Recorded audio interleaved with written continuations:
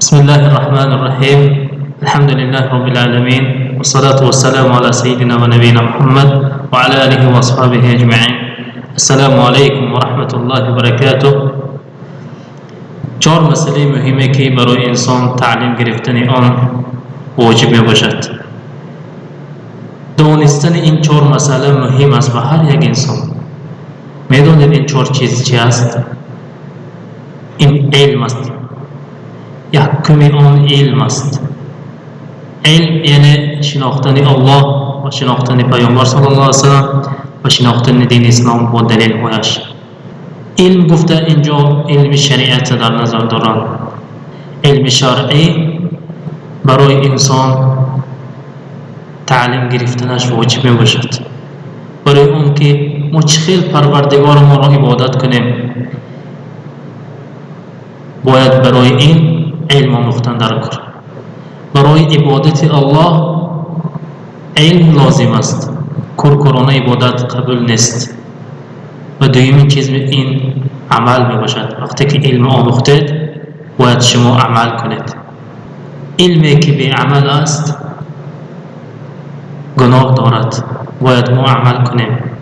و سومین چیزی که ما باید دانیم این دعوت کردن است. وقتی که علم را آموختیم و عمل کردیم اکنون ما میتوانیم همین علم را به دیگر کس برسانیم. و چهارمین چیز صبر است. ای مردم صبر کنید در دعوت. هر یک سخنی که شما میگویید از شریعت برای شما آزارها میرسد و این صبر کنید، زیرا این چهار چیز مهم است برای انسان. و این چهار چیز دلیل این که الله سبحانه و تعالی میگوید والعصر ان الانسان لفی خسر الا الذين آمنوا وعملوا الصالحات وتواصوا بالحق وتواصوا بالصبر. الله سبحانه و تعالی قسم داده میگوید قسم به عصر یعنی زمان. ان الانسان لفی خسر، همه انسان ها در خسرانی هستند به استثناء. الله گفت که همه انسان از اول تا آخر همه انسان در خسرانی هستند، در گمراهی هستند، در نادانی هستند، به استثناء همه در خسرانی ذکر کرد.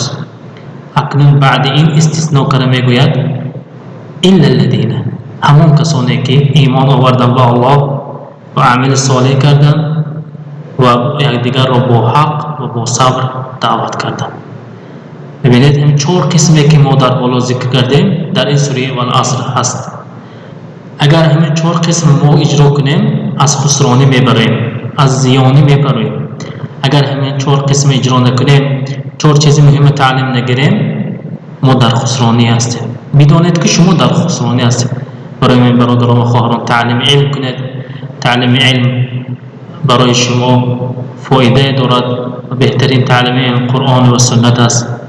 این چنین بخاری رحمه الله در صحیح بخاریشان میگویند باب العلم قبل القول والعمل. باب یک موضوع گذاشتن گفتن که علم پیش از گفتن پیش از عمل کردن. این سخن بخاری رحمه الله نیز برای ما دلیل است که اول علم آموزیم بعد عمل و بعد سخن کنیم.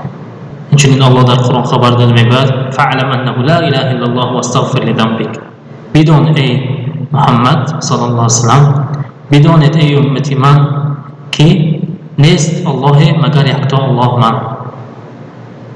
وقتی که دانستید که من یکتا هستم بعد به گناهتان توبه کنید. ببینید یعنی اینجا در این آیت دلالت به اون میکند که اول طلب علم کنید، اول شناسید الله سبحانه و تعالی، بعد استغفار کنید. الله را ناشناخته استغفار کردن ممکن نیست. اول ما طلب علم کنیم، الله میشناسیم، بعد طلب استغفار بکنیم. این است آیات ها. این است برادران و خواهران چهار چیز مهم برای هر یک ما. از الله میپرسم که هر یک ما توفیق کرد که به طلب علم کوشش کنیم. طلب علم خورد کلان ندارد، باید سر کنیم برای طلب علم کردن. و صلی الله علیه و محمد و آله و اصحابه اجمعین.